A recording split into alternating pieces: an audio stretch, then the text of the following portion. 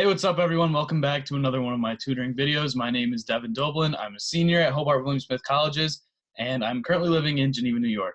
Now, for this video, I'm going to cover the second part of my Greek mythology gods and goddesses that I covered in a previous video.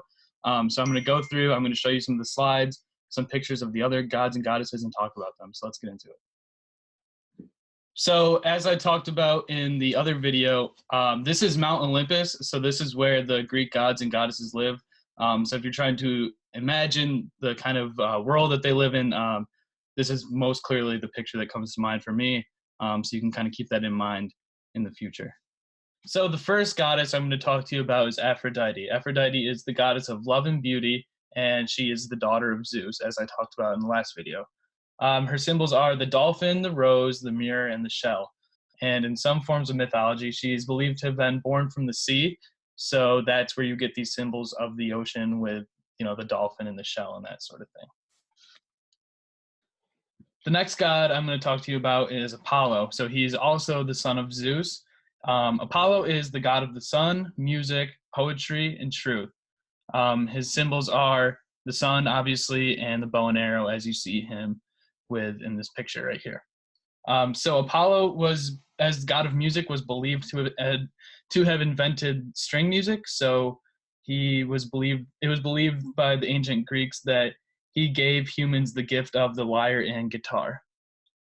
Next we have Artemis, who is the twin sister of Apollo.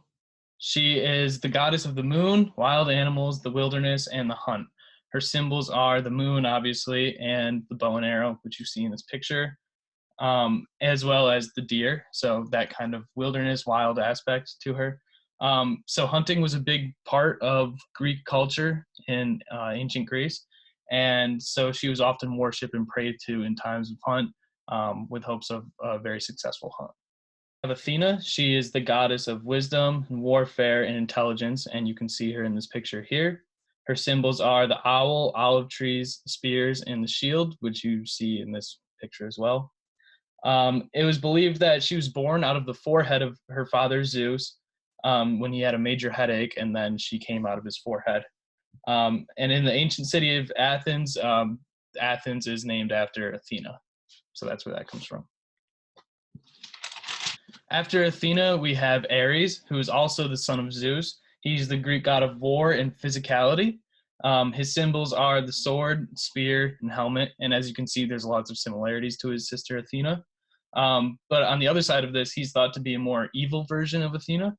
And as a more brutal symbol of warfare, he was often prayed to and worshipped when ancient Greek cities were at war.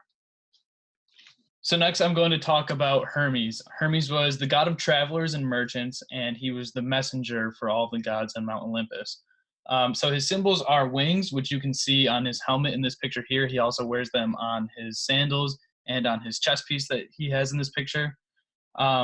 He had the ability to travel quickly from the mortal world to the underworld for the purpose of translating and delivering messages amongst the gods. So he was a very important figure in ancient Greek mythology. The last god I'm going to talk to you guys about today is Hephaestus, which is this big guy that you see here. Hephaestus was the god of blacksmiths and metalworking and sculpting. So he was the one who would create the weapons and the armor for all the gods on Mount Olympus. His symbols are the hammer and the volcano where he lived. So he was banished from Mount Olympus by his mother Hera and was forced to live inside a volcano where he would make weapons and armor for the rest of his life.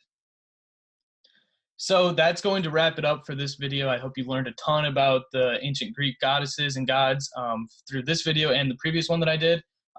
There's tons to learn more about the Greek mythology, and there's lots of readings out there if you're interested. You can just look them up and you find them. So yeah, thank you so much for watching this video. Have fun and stay safe. Bye.